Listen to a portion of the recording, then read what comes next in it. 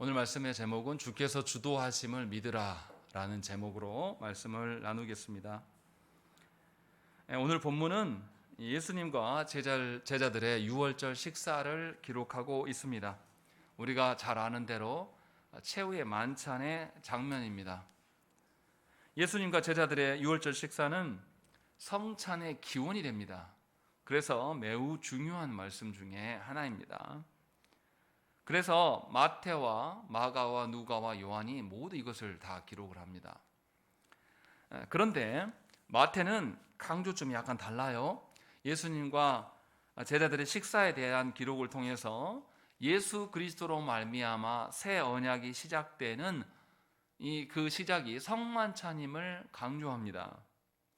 또한 요한은 어느 제자도 기록하지 않은 유월절 식사 사이에 주께서 제자들의 발을 씻는 그것을 기록함으로 말미암아서 무엇보다 서로 섬기고 사랑해야 될 것들이 강조되고 있습니다. 그런데 오늘 본문에 드러난 마가는 이것과 약간 달라요. 예수님과 제자들의 식사 과정을 상세히 기록하지 않습니다. 아주 짧게 기록하고 있고요.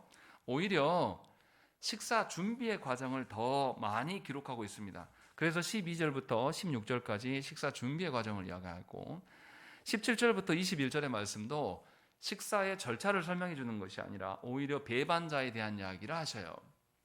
그리고 식사 가운데 되어지는 대화나 행하는 것들은 21절부터 25절까지만 단지 4절만 이렇게 나와 있습니다. 그러니까 마가는 무엇인가 다른 제자들과 다른 관점으로 이 유월절 식사를 이 성만찬을 기록하고 있음을 우리가 유추해 볼 수가 있는 것입니다. 그러면 마가는 무엇을 강조하려고 이렇게 기록하였을까요? 왜 성만찬의 내용을 더 상세히 기록하지 않고 다른 제자들과 다른 관점을 말하고 있을까? 이것을 사실 우리가 봐야 합니다. 그러면 이제 우리가 한 절씩 보십시다. 보시면 12절에 이 본문의 시작이 뭐라고 되어 있습니까? 무교절의 첫날 곧 유월절 양 잡는 날에 제자들이 예수께 여짜오되 우리가 어디로 가서 선생님께서 유월절 음식을 잡수시게 준비하시기를 원하시나이까? 라고 말씀하고 있어요. 첫 시작이 유월절 식사 준비에 대한 제자들의 질문으로 시작을 합니다. 유월절이 어떤 날입니까? 하나님께서 이스라엘 백성들을 애굽으로 건지시기 위하여서 10가지 심판, 10가지 재앙을 내리시는데 그 마지막 재앙을 앞두고 있었던 사건이에요. 그래서 애굽에 존재하는 모든 처음 난 것들을 하나님께서 심판하시는 날에 어린 양을 잡아서 좌우 문설주에 피를 발라놓으면 하나님의 심판자들이 그 집을 건너가게 하시는 이것이 유월절 사건의 개념입니다. 그래서 언약 백성 자신들이 누구인가를 이 어린 양의 희생으로 말미암아서 자신들이 살게 되었던 구원을 누린 날이 바로 유월절입니다. 즉 마가는 이것을 먼저 기록함으로 인하여서 유월절의 식사의 그 개념이 분명하게 구원과 연결되어 있음을, 그래서 이제 예수께서 어린 양으로서 죽게 되실 것들, 십자가에 달리실 것을 확증케 하기 위하여서 이 유월절 식사와 성만찬을 연계하고 설명하고 있는 겁니다. 그러니까 전에는 유월절 식사였는데 이게 예수로 말미암아서 성만찬으로 전환되는 것이다 라는 것을 알려주려고 의도적으로 이 유월절 식사 준비의 과정부터 설명하고 있어요. 하나님께서 구원을 베푸시는 것이 애굽에 있었던 이스라엘 백성들에게 어린 양을 잡고 그 밤에 쓴나물을 먹을 것과 이런 명령하셨던 것부터 시작된 것처럼 똑같은 방식으로 마가가 기록하고 있음을 우리가 알 수 있습니다. 그러니까 분명하게 유월절 식사가 예수님으로 말미암아서 성만찬으로 전환되고 있다라는 것을 알려주고 있는 것이죠. 그런데 여기서 이제 특징적인 것이 있습니다. 분명히 이 본문의 시작은 제자들의 질문으로 시작을 했어요. 그런데 식사 준비의 전 과정을 누가 인도하십니까? 예수께서 인도하고 계신다라는 거죠. 그래서 너희가 예루살렘 성에 들어가서 준비할 것인데 예루살렘 성에 들어가면 누구를 만날 것이고 그들이 다 준비되어진 것들을 너희가 만나게 될 것이다. 이렇게 설명을 하고 있어요. 그러니까 식사 준비 과정부터 제자들의 손에게 넘긴 것이 아니라 예수님께서 분명히 하고 계신다라는 것이죠. 그러면 예수님이 미리 예약을 한 것일까요? 미리 식사 준비의 모든 과정들을 예약해 놓고 이것들을 이제 제자들에게 알려주신 것일까요? 자유주의 신학자들은 그렇게 해석을 합니다. 성경은 기록하고 있지 않지만 예수께서 이리 다 예약을 하신 것이다. 그래서 이렇게 말한 거다라고 말하는 자들이 있어요. 근데 그렇게 보기에는 해석이 안 되는 부분이 있습니다. 13절 보세요. 뭐라고 되어 있습니까? 성내로 들어가라. 그리하면 물 한 동이를 가지고 가는 사람을 만날 것이다 라고 이야기하는 거죠. 그리고 그를 따라가라 라고 이야기하는 겁니다. 그러면 만약에 주님이 예약하셨다면 이 주인은, 주님에게 예약된 주님은 이 제자들이 올 때까지 물 한 동이를 메고 서 있었다고 해석을 해야 돼요. 그렇게 만든다면. 근데 그렇지 않은 거죠. 제자들이 언제 들어갈지 잘 모르지만 들어갈 때 딱 그 시기에 물 한 동이를 이고 가는 남자를 만나게 될 것이다 라고 주님이 말씀하고 있어요.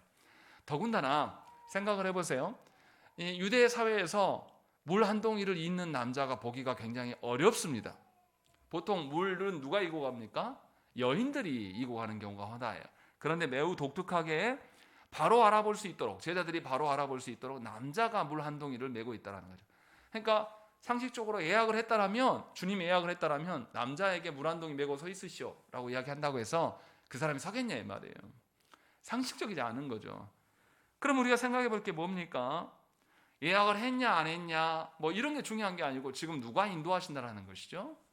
주님이 이 유월절 식사의 모든 것을 준비하고 계신다라는 것을 마가가 강조하고 있는 거예요.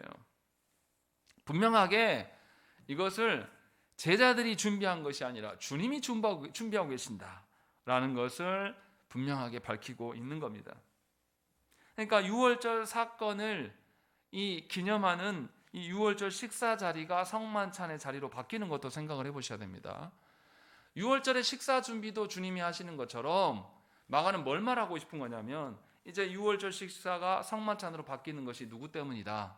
예수 그리스도의 십자가 사건 때문에 그렇게 전환되는 것이다. 다시 말하면 성만찬도 주님이 준비하신 것이지 너희가 차려놓고 먹는 것이 아니다 라는 것을 분명하게 알려줘요. 그래서 주님의 십자가에서 죽으심과 부활하심의 그 모든 것들은 삼위 하나님의 역사하심이지 우리 손에 있는 것이 아니다 라는 것을 분명하게 밝혀주는 것입니다.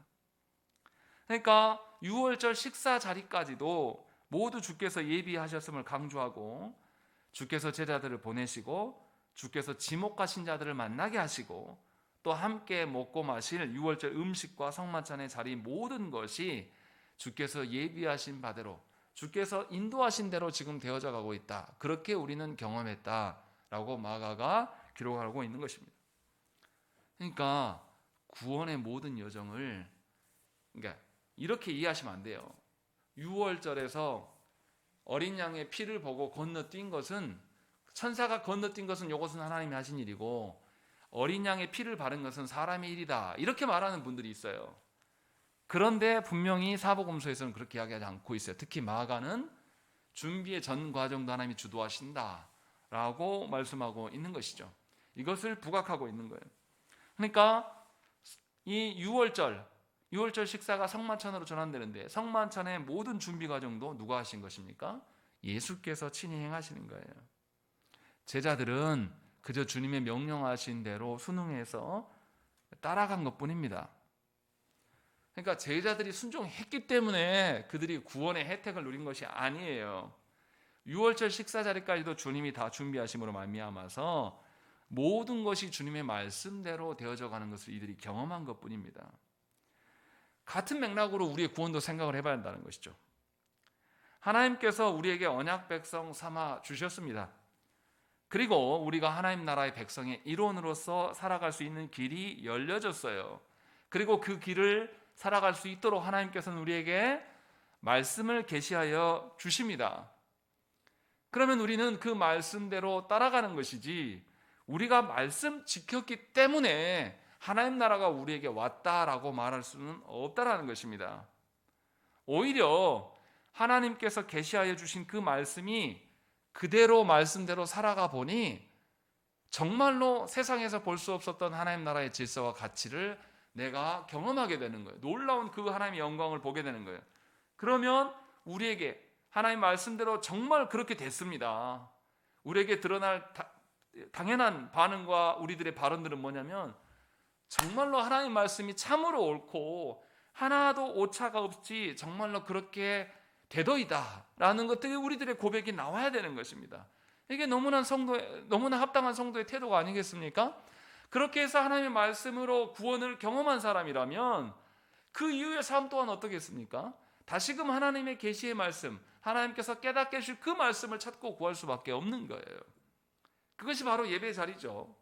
그것으로 하나님께서 우리를 부르신 거라는 거죠. 마가의 말씀과 성찬의 그 공동체인 교회된 우리들에게 지금 무엇을 말씀하시냐면 하나님께서 우리를 구원하셨는데 구원하기 전부터의 그 예비 과정도 하나님께서 행하심으로 실제로 모든 것들이 하나님의 뜻대로 되어진다라는 것이죠. 이걸 보여주고 있는 거예요. 그냥 구원만 덜렁해 주시는 것이 아니라 하나님께서 구원받기 전에 준비 과정까지도 하나님 행하시고 또 그 행하신 말씀을 우리에게 알려주셔요. 어떻게 행하실 것을 계획을 우리에게 알려주셔서 실제로 우리가 순종하고 살아보니까 하나님이 계획하신 대로 그대로 되어져 가는 것을 우리가 보게 돼요. 그러면 우리가 놀랄 수밖에 없다는 거죠. 마치 무엇과 똑같냐면 명절이지 않습니까? 명절에 부모가 어떤 심정으로 자녀들을 기다립니까? 야, 너희들 올 때 선물 겁나게 사오고 올 때 음식도 싹 준비해와라. 안 그러면 명절 안 지킬 거야. 이렇게 하는 부모가 세상에 어디 있습니까? 아프고 병들고 힘없는 부모여도 명절 때는 일어나요. 없는 살림에서 돈 다 모아놓던 거 가지고 다 음식 장만을 전부 예비합니다. 그리고 와서 자녀들에게 뭐라고 합니까? 오기만 해라. 오기만 해서 엄마가 준비한 거 너희가 먹고 마시고 너희들 마음대로 즐겁게 즐기다가 가. 갈 때도 다 바리바리 싸주지 않습니까? 그래서 엄마의 정성과 사랑을 느끼고 형제들까지 우애해서 살아라. 이런 마음으로 부르는 것이 합당한 부모의 마음이 아닙니까? 자녀들이 그렇게 해서 왔다 가면서 얼마나 교만하게 뭐라고 합니까? 귀성길이 너무나 힘들었다. 그래서 오기가 힘들다. 다음에는 안 올 수도 있다. 이렇게 말하는 것이 합당한 자식의 태도입니까? 그건 불효자식이죠. 하나님께서 우리에게 구원을 베푸시고 하나님 나라의 그 복된 가치들을 바리바리 싸서 준비하시고 예비하셨어요. 그리고 이렇게 될 것이라는 것을 말씀을 통해서 우리에게 계시해 주신단 말이에요. 그런데 놀라운 것은 우리 중에 하나님의 그 계시하신 말씀을 존중하면서 그 말씀을 통해서 하나님 나라가 정말로 우리의 일상의 모든 것에서 그대로 실현될 것을 믿는 사람은 별로 없다라는 것이죠. 이것이 우리의 아픈 현실이에요. 그래서 우리 교회만이 아니라 대부분의 교회들이 명절이 닥치면 뭐 하냐면 예배를 없앱니다. 축소시켜요. 안 나올 거라는 걸 예상하고. 그리고 광고에다 내요. 할 수만 있으면 예배 드려서 나와서 드려라. 이것이 성도됨이다 라고 말하지만 사실은 듣는 사람이 없어요. 저도 부교육자 때 명절이 되면 오후 예배를 안 합니다. 그냥 고향 가라 그래요. 왜 그렇게 말하고 행합니까? 하나님 계시하신 말씀이 진정으로 그들에게 복이 아니고 그들의 생명이라고 인정되지 않는다라는 것이죠. 부모가 아무리 자녀들에게 명절 때 보기를 원하여서 모든 것을 예비하고 준비하고 있어도 그것을 자녀들이 존중하지 않으면 그것에 안 오는 것처럼 똑같은 것이죠. 분명하게 주님은 우리를 언약 백성 삼으시고 우리를 하나님 나라로 부르셨어요. 하나님 나라의 잔치에 초청하시면서 그 잔치 가운데 어떤 일들이 이루어질 것인가를 말씀으로 계시하여 주신다라는 것입니다. 이것이 마가가 하고 싶은 이야기예요. 그 잔치를 위하여서 주님은 십자가의 길로 가실 것입니다. 주님은 자신의 가진 모든 것들을 쏟아내기 위하여서 그 길을 걸어가실 겁니다. 그런데 주님이 그 걸어가신 그 길에 누가 있느냐? 배신자가 있다라고 말하고 있어요. 그래서 마가는 바로 이어지면서 17절부터 21절의 말씀에 이 복된 자리에서 주님이 배신자를 언급하기 시작함을 말씀하고 있어요. 너무 이상하지 않습니까? 하나님 나라의 그 복됨의 자리에서 복만 말하면 좋겠는데 왜 마가는 이런 이야기를 안 하고 배신자를 언급할까요? 요한처럼 예수께서 제자들의 발을 씻어주는 그런 은혜로운 장면이 우리는 나왔으면 좋겠는데, 놀랍게도 마가는 유다가 주님을 배반하게 될 것을 알려주고 있다라는 것을 기록하고 있다는 것입니다. 도대체 마가는 무슨 생각으로 이것을 성만찬의 기쁨의 자리를 먼저 말하는 것이 아니라 배반의 이야기를 먼저 기록해 놓았을까요? 한국의 정서, 한국교회 정서라면 초치는 거예요. 한국교회가 얼마나 이런 거 싫어합니까? 복만 받고 싶고 하나님의 교회 와서 힘없고 싶고 자기에게 기쁘고만 가고 싶잖아요. 한국교회 성도들.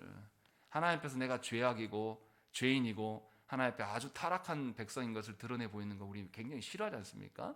그런데 놀랍게도 성경은 우리가 싫어하는 것을 먼저 밝히고 있는 거예요. 배신자의 이야기를 먼저 합니다.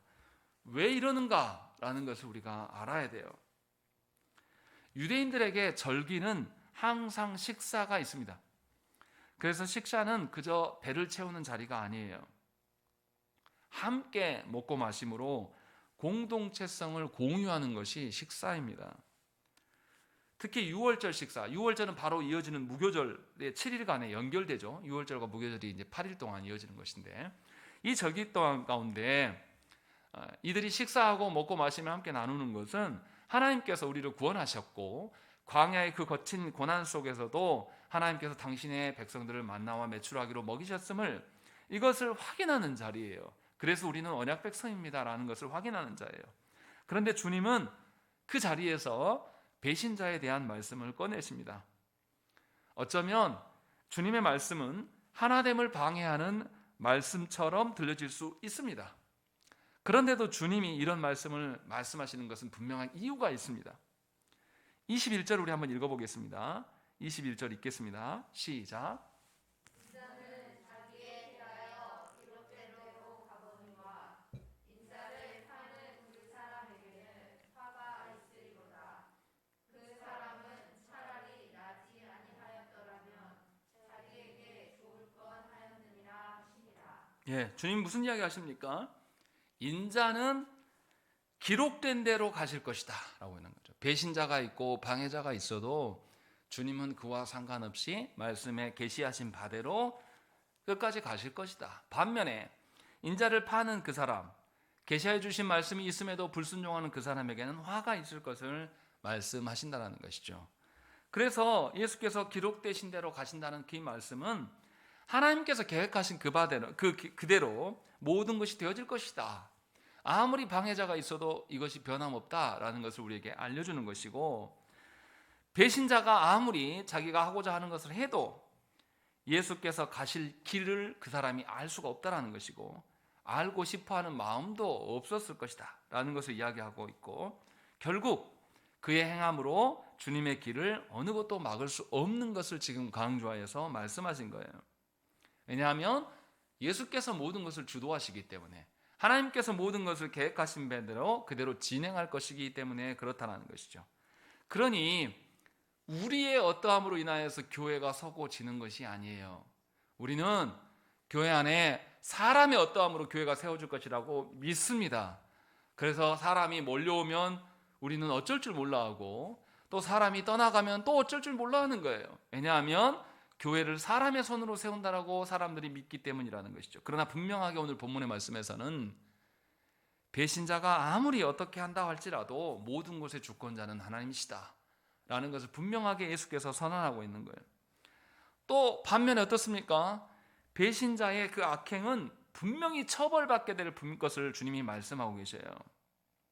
배신자의 행위가 하나님의 계획대로 되어지는 것에 도움이 되어지는 것이 분명하게 있긴 해요. 유다의 배신으로 말미암아서 앞서서 어땠습니까? 이 성전의 그 종교 지도자들이 유월절을 닥치니까 예수님 죽이는 일을 뒤로 미루려고 했어요. 그런데 유다가 배신함으로 말미암아서 다시 주님의 죽이는 사건들이 원래 하나님의 예약하신 대로, 계약하신 대로 그대로 되어지는 것을 우리가 보았단 말이에요. 분명히 도움되는 것처럼 보여지는 바가 있어요.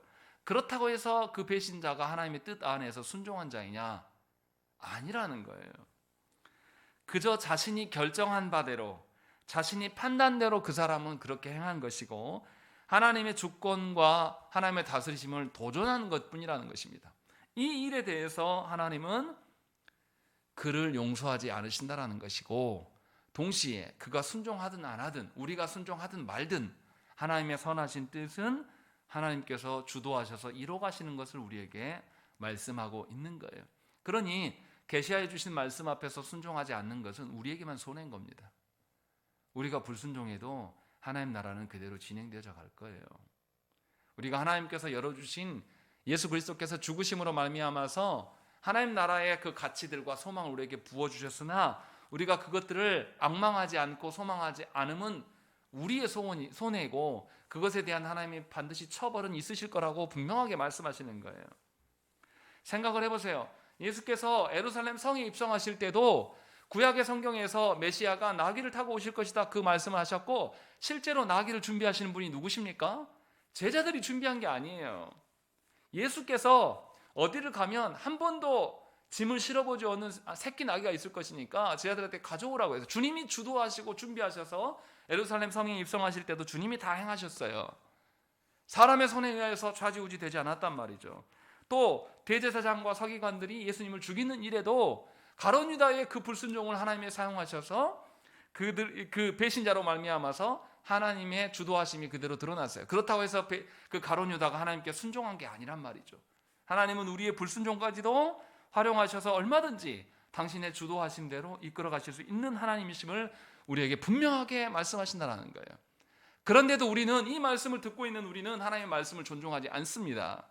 하나님께서 명하라고 하신, 하나님께서 예배하라고 하신 그 시각과 그 장소를 우리는 존중하지 않아요. 자신의 원하는 대로 교회됨을 말하고 싶어 하는 것입니다. 그래서 자신이 판단했을 때 하나님의 뜻대로 사는 것을 가는 게 아니라, 자신의 판단했을 때 교회는 사람들이 잘해주는 것이야, 내 하나님의 말씀이 나를 찌르고 괴롭게 하면 언제든지 내가 교회를 떠날 수 있다고 믿는 거예요. 정말로 하나님께 물어서 하나님 원하시는 대로 교회됨을 살피는 것이 아니라, 우리의 거짓된 이 감정과 우리의 거짓된 판단에 의해서 우리는 교회됨을 말하고 행한다는 것입니다. 그래서 말씀을 두고도 우리는 싸울 수 있어요. 실제로 교회의 직분자들이 하나님이 버젓이 살아계시는데 그 앞에서 멱살을 잡고 싸우고 소리를 지르고 예배 시간에요, 그런 일들을 자행한다는 것입니다. 하나님이 그렇게 하심에 대해서 간과하시지 않는다라고 분명히 말씀하셔요. 21절에 있는 것처럼 그 사람에게는 화가 있을 것이다. 그 사람이 차라리 나지 아니하였다면 그 사람에게 더 좋았을 뻔했다 라고 하나님이 말씀하시는 것이죠. 분명하게 우리가 깨달아 알아들어야 돼요. 예수께서 가룟 유다에게 하나님의 선하신 뜻을 알리지 않으셨습니까? 알리셨어요. 공생의 3년의 기간 동안에 가룟 유다도 제자들의 그룹에 들어와서 주님의 가르치신 것에 대해서 모두 듣고 주님이 행하신 바를 모두 본 사람입니다. 그런 사람이 이렇게 하고 있는 거예요. 그런데 마가는 분명하게 우리에게 이야기를 하는 거죠. 너희도 가룟 유다일 수 있다 라는 것을 분명하게 성만찬에 앞두고 이야기하는 거죠. 왜 그렇습니까? 성만찬은 교회됨이에요.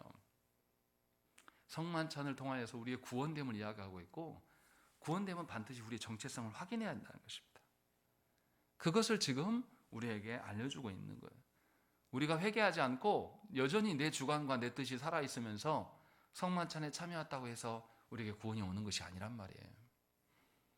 내 뜻이 아니라 계시해 주신 하나님의 뜻대로 우리가 서야 돼요. 왜냐하면 모든 것이 누구의 주관대로 되어지니까, 하나님의 주권대로 모든 것이 이루어져 가고 있는 것을 우리가 보고 있지 않습니까? 아무리 사람들이 거절하고 외면한다고 해서 하나님의 뜻이, 하나님의 그 선하신 뜻이 굴절되지 않습니다. 하나님의 뜻이 멈춰지지 않는다는 것이죠. 분명하게 우리가 불순종해도 모든 일들은 궁극적으로 하나님의 선하신 뜻대로 되어져 가는 겁니다. 그러니 믿는 우리들이 모든 것이 하나님의 궁극적인 뜻대로 되어져 가는 것을 인정할 줄 알아야 됩니다. 이것이 너무나 중요한 말씀이에요. 이 사실을 인정하지 않는 자들은 결국 자신의 뜻대로 인생을 살아갈 것이에요. 그런데 자신의 뜻대로 인생을 살아가도 자신이 정해놓은 그 일을 또 감당하지 못합니다. 인생을 살아보시니 어떻습니까? 여러분들이 계획하고 벌려놓은 일들 여러분들 다 감당해내고 수습하고 정말로 여러분들이 원하는 결과들을 다 뽑아냅니까? 그런 사람이 있으면 한번 나와보십시오. 아무도 없어요.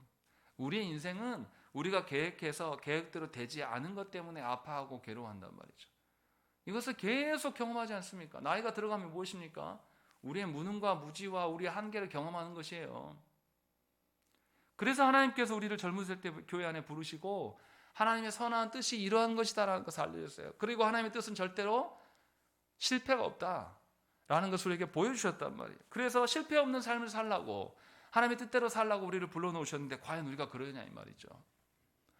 교회된 우리가 가져야 될 태도는 하나님의 뜻에 우리가 일치되기를 소망해야 되는 것이죠. 그것에 힘써야 돼요. 하나님 나라에 방해만 되지 않으면 괜찮다 이런 생각을 애시당초 버리라는 거죠. 교회가 아니라는 거예요. 대부분의 성도들이 매우 수동적으로 하나님 나라에 적극적으로 행하지 않고 그냥 나는 이 정도 지키면 되라고 생각하는 분들이 너무나 많아요. 이것은 하나님 나라의 도구가 아니에요. 하나님께서 말씀하시는 일치된 삶도 아니에요. 그래서 많은 성도들이 하나님께서 구원을 베푸셨음에도 하나님의 뜻에 대해서 알고자 하지 않아요. 그래서 말씀을 안 보죠. 오히려 방해만 안 되면 돼. 이런 방식으로 살아가는 거예요. 그러나 그런 생각들이 결국은 하나님의 자녀들에게서 하나님의 뜻이 구현되지 않는 그런 대적의 삶으로 드러날 수밖에 없다는 것이죠. 그러나 안타깝게도 조국교회 안에 있는 너무나 많은 성도들이 굉장히 안일하고 나태한 방식으로 주의 교회를 세워가는 것은 목사가 할 일이고 장로가 할 일이지 내까지 할 필요가 뭐가 있냐, 이런 방식으로 우리가 살아가는 것이죠. 그리고 하나님의 뜻이 이루어지지 않는 것에 대해서 걱정하고 염려하는 사람은 별로 없어요. 이것이 과연 성도됨인가? 라는 것을 주님은 성만찬을 앞두고 먼저 말씀하시고 계시는 거예요.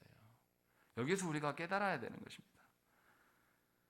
성도된 자들은 하나님 알기를, 하나님의 뜻이 성취되기를, 하나님 나라가 현격하게 드러나기를 원래 구하고 소망하는 자들입니다. 적극적으로 자신이 새로운 삶, 한 중생된 삶을 하나님께서 부여하신 그 목적이 거기에 있다는 것을 인정하는 거예요. 그렇지 않으면 우리는 반드시 우리 자신이 옳다고 선하다고 나에게 유익이 있는 것에 우리는 휩쓸리게 되어 있습니다. 그래서 예수 믿는 사람들 중에서도 이기적인 사람이 나오고 자신의 결정을 누구보다 더 존중하는 사람들이 참으로 많다라는 것입니다. 그러니까 예수 잘못 믿으면요 굉장히 무섭고 이기적인 사람이 됩니다. 반드시 그래요. 그래서 교회 안에 그런 분들이 생겨나는 거예요.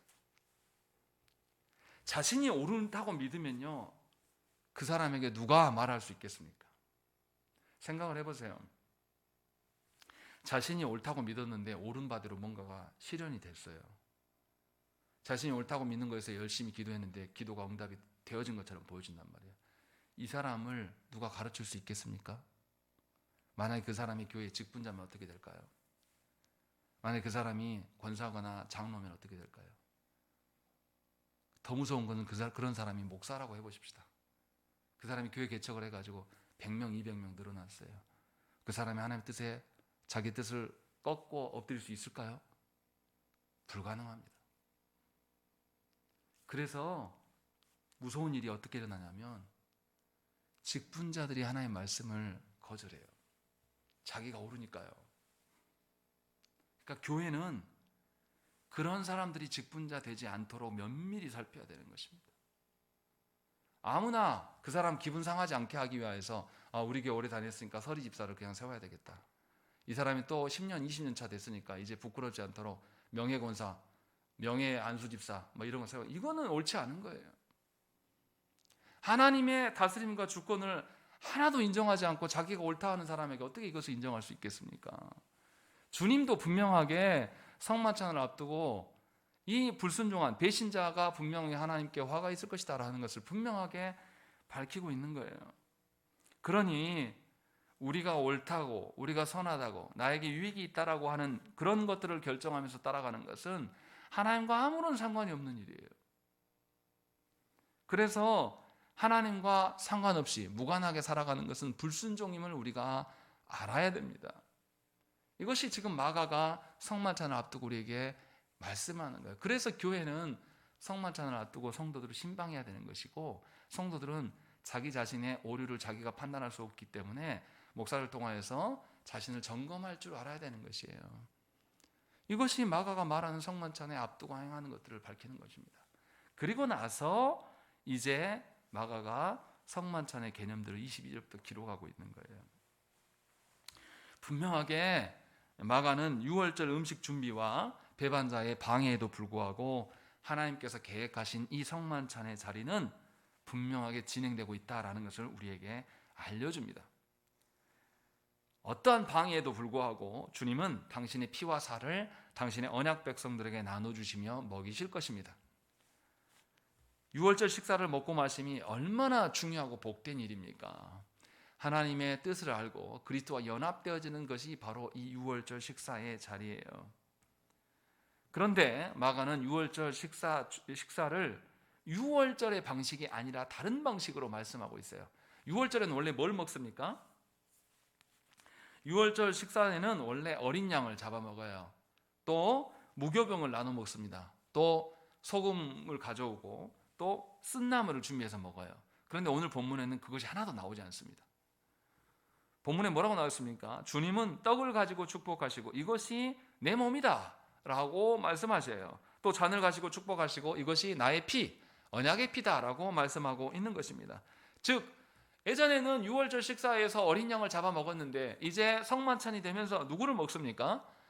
어린 양이신 예수 그리스도를 먹고 마심에 대한 이야기를 하고 있다는 거예요. 그러니까 이들이 이제 하나님 나라의 어떠함을 보는 것은 예수 그리스도를 통하여서 보게 될 것이다. 즉 예수께서 십자가 사건을 통해서 피 흘려주시고 자신을 내어주심이 성만찬의 근거가 될 것이다 라는 것을 분명하게 보여주고 있는 거예요. 그러니까 성만찬의 이 모든 요소들도 누가 준비하신다? 예수께서 준비하시는 것을 우리에게 분명하게 보여주고 있는 거예요.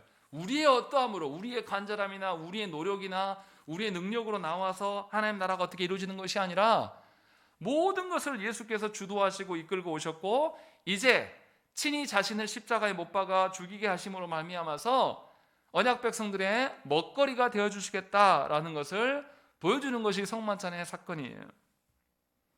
그러니까 주님은 당신의 언약 백성들에게 당신의 피와 살을 먹이기 위하여서 모든 배반자들과 악한 것들의 방해에도 불구하고 모든 것을 이겨내시고 죽음의 자리로 내려가시는 거예요. 이렇게 해서 얻어진 것이 우리에게 성만찬의 자리입니다. 그것이 바로 예배 자리예요. 예배는 그래서 말씀과 이 성만찬, 말씀이 성취되는 이 언약의 성만찬이 두 개가 다 있는 겁니다. 이렇게 해서 우리를 예배 가운데 하나님 부르신 거예요. 그런데 우리는 얼마나 예배를 소홀히 여깁니까?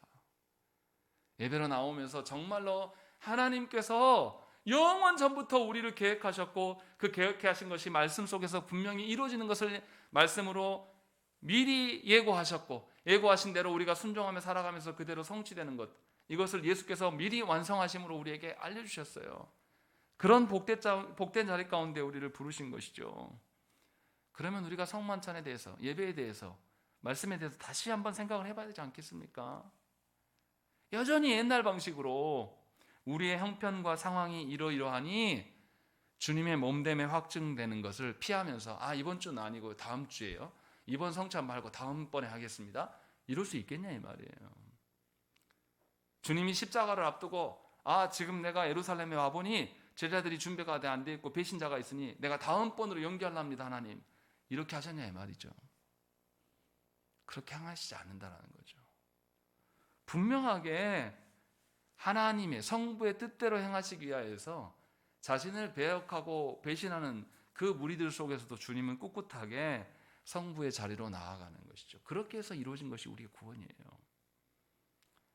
주님이 그렇게 우리를 부르시고 우리를 따르게 하셨어요. 그러니까 우리의 경외함이 어떠한 것이어야 되겠습니까? 진실로 주님이 보이신 그 경외함의 흔적들이 우리에게 있어야 되는 것이죠. 이것이 우리에게 베푸신 은혜라는 것입니다. 마가는 그 이야기를 하고 싶은 거예요. 그래서 우리에게 그것을 보여주고 있는 겁니다. 무엇보다도 주님의 성만찬은 과거에만 매여 있지 않습니다. 분명하게 놀랍게 오늘 본문에 뭐라고 되어 있습니까? 25절 말씀을 한번 읽겠습니다. 25절 읽겠습니다. 시작.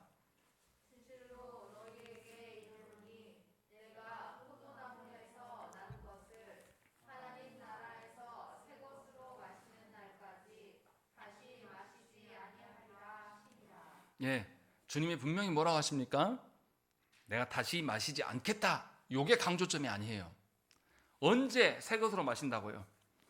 하나님 나라에서 내가 새 것으로 마시게 될 날이 올 것이다. 이 말씀을 하고 계신다라는 것이죠. 이 말이 뭡니까? 그저 과거에 붙들려 있지 말고 하나님 나라가 완성될 그 미래가 장래의 소망들이 있다라는 것을 이야기를 하고 있는 거예요. 그러니까 주님이 죽으러 가시는 것은 슬프고 괴로운 일이 맞지만 그것으로 끝나지 않는다. 하나님 나라를 우리에게 여셨기 때문에 우리가 하나님 나라에 들어가서 새 것을 마시는 날이 오게 될 것이고 그날을 위하여서 주님은 죽으시고 부활하실 것이며 다시 오실 것이다 라는 것을 우리에게 말씀하고 있는 거예요. 그래서 믿는 자들에게 현재 이 땅에 우리의 처지에 있는 어떤 것들 보고 살 것이 아니라 주님이 성만찬을 통하여서 어떤 그 장래의 하나님 나라의 완성, 그 영광을 보라고 분명하게 주님은 우리에게 이야기를 하고 있는 거예요. 신학적으로 다시 이야기하면 이런 거예요. 우리가 죄 가운데 있는 그 죄와 비찬 가운데 놓여 있는 우리들을 예수께서 우리의 모든 죄값을 감당하시고 우리의 의로운 순종을 위하여서 율법을 다 완성해 주셨어요. 그럼 말미암아서 우리가 첫사람 아담처럼 다시 순종할 수 있는 길을 열어놓으셨단 말이에요. 그리고 성령님이 이것을 깨닫게 하시고 우리에게 인도하셔요. 그래서 우리가 예수 믿음으로 말미암아서 조금씩 성화되는 삶을 살아가는 거예요. 그런데 이 성화됨으로 만족하지 않아요. 우리는 하나님 나라에서 하나님 앞에서 거룩해져 가는데 어떠한 걸림돌이 되지 않는 영화의 상태를 바라보고 살아가는 것입니다. 예수께서 다시 오실 때에 우리의 연약한 육신들이 다시금 부활하게 돼서 온전한 영화의 상태가 될 것이라고 성경은 분명히 밝히고 있습니다. 새하늘과 새 땅이 열리는 그날 우리는 이제 하나님께 순종하는데 거칠 것이 없는 완벽한 순종의 날을 경험하게 되는 것이죠. 그러니까 예수 믿는 사람은 조금씩 거룩해지는 것이 이 땅에서 해야 될 일이지만 아직 우리는 부족해서 조금씩만이지만 완벽하게 될 그 하나님 나라 영화의 상태를 소망하면서 오늘을 살아가는 것이에요. 그것이 주님께서 우리에게 보여주시는 삶이라는 것입니다. 그러니 주께서 보이신 십자가의 사건은 단지 과거의 사건만이 아니에요. 우리 앞으로 살아가야 될 미래에 보장된 사건인 것입니다. 이것을 우리에게 이야기를 하고 있는 거예요. 그러니까 예수 믿는 사람들은 예수 믿어서 나 구원받았네, 구원받아버렸어, 과거만 말하는 사람들이 아니란 말이에요. 자꾸만 옛날에 수련회 가서 나 은혜 받았고 내 옛날에 내가 그네 은혜 있을 때 새벽기도 다녔는데 하면서 추억팔이 하는 것이 신앙생활이 아니란 말이에요. 현재에 내가 진실로, 장래에 내가 진실로 하나님의 뜻대로 모든 것을 되어져 갔을 것을 소망하면서 살아가는 그런 것이 신앙생활임을 분명하게 우리에게 말씀하고 있는 거예요. 정리하면 예수께서 우리를 향한 그 구원 계획은 매우 치밀하고 엄격합니다. 우리의 어떠함을 영원 전부터 계획하셨고 우리가 생겨나기 전에도 모든 구원을 완성하셨고 그 완성한 구원을 우리에게 보여주셨어요. 완성이 아니라 성취죠. 그리고 완성의 날들을 소망하게끔 하나님께서 말씀을 주심으로 우리를 인도하신다는 것입니다. 그래서 장래까지도 다 보장하신 그 구원의 계획이 우리 가운데 놓여져 있는 겁니다. 그런데 우리는 장래의 계획을 내가 다시 세우려고 해요. 우리가 꿈꾸고 소망할 수 있는 것은 하나님께서 말씀하신 하나님 나라의 그 틀 안에서의 계획이 되어야 되는 것이죠. 그것이 우리에게 주어진 자유입니다. 그렇기 때문에 이제 우리는 주님과 함께 주어진, 주께서 이미 말씀으로 보여주신 그 하나님 나라 사명의 길을 걸어갈 수가 있게 된 것이죠. 그래서 마가는 본문 마지막에 뭐라고 되어 있습니까? 26절 말씀 우리 함께 읽겠습니다. 시작. 이제 주님과 함께 이들이 기도하러 가요. 기도한다라는 것은 하나님의 나라를 전망하면서 그대로 되어질 것을 소망하는 것이.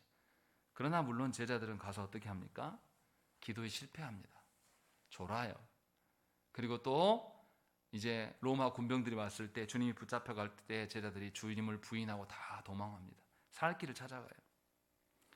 하지만 주님은 홀로 십자가를 향해서 걸어가십니다. 그리고 구원을 성취하시고 십자가를 감당하시고 부활하셨습니다. 어리석은 제자들은 주님의 부활하심을 보고서야 이제 그들의 삶이 달라집니다. 그래서 살아계신 동안에 자신들에게 가르쳤던 바, 또 소망하셨던 그 말씀을 붙잡는 것이 그때는 못했으나 이제 십자가의 사건을, 부활하신 예수 그리스도를 경험한 이후로 그들의 삶이 완전히 달라져요.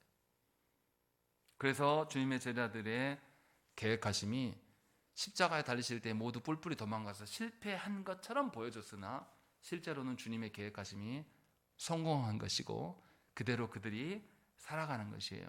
이것이 예수 믿는 자들의 삶이에요. 우리는 어떻습니까? 이 말씀을 받은 우리가 분명히 알아야 돼요. 예수 믿었는데 우리의 기대대로 안 되는 것이 얼마나 많습니까? 저로 이야기하면 개척을 했는데 왜 사람들이 더 말씀에 반응하지 않을까? 말씀대로 하려고 일반적인 교회 모습을 안 띠려고 예를 쓰면서 다른 교회에서 하지 않는 신앙 고백서를 붙들고 또 우리가 시편 찬송을 하면서 어색하지만 우리가 그렇게 하려고 예를 쓰는데 왜 안 될까? 이런 거 한두 개 거 보면서 절망하는 것이 과연 합당한 것이냐? 아니라는 거예요. 우리가 보기에 안 되는 것 같은데 실제로 하나님의 계획은 어긋난 적이 없습니다. 그냥 우리가 못 보는 겁니다. 우리의 한계예요. 우리의 삶은 다 하나님의 계획 안에 있습니다. 우리가 순종하든 불순종하든 상관없이. 그러나 하나님께서는 분명하게 말씀을 주셔서 하나님 나라를 믿음으로 보라고 말씀하셔요.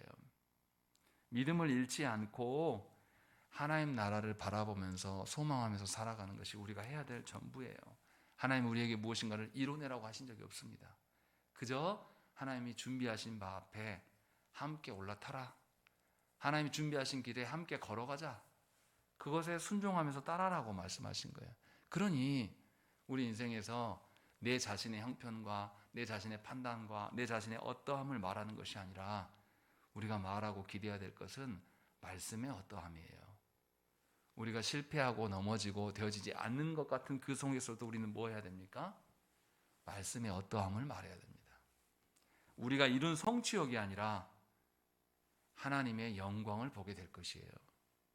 하나님의 말씀을 따라서 우리는 보지 못했던 놀라운 하나님의 일하심을 보게 될 것입니다. 그러니 우리가 이 시간에 인정해야 될 것이 뭡니까? 우리의 모든 것을 주관하시는 주님을 믿는 것입니다. 우리의 아주 작은 사소한 일들까지, 우리가 그토록 애지중지하는 우리의 자녀들의 일들까지도 누가 주도하십니까? 하나님께서 주도하실 거예요. 저와 여러분들이 우리 자녀들을 지켜낼 수가 없는 것처럼 우리 인생을 또한 지킬 수 없습니다. 분명하게 마가는 우리에게 이 성찬을 이루시는 하나님, 성찬의 전 과정을 주께서 친히 이루시고 완성하시고 그로 말미암아 하나님 나라의 완성까지도 전망할 수 있도록 보여주시는 그 하나님의 놀라운 그 품 안에 우리가 살기를 권하면서 그 하나님의 부르심 앞에 우리를 초대하고 있는 것입니다. 그러니 진정으로 저와 여러분들이 주께서 모든 것을 주도하심을 믿으시기 바랍니다. 이것을 신뢰하지 못하면 결국 우리는 하나님의 배신자로 살아갈 수밖에 없다는 것입니다. 우리 함께 기도하시겠습니다.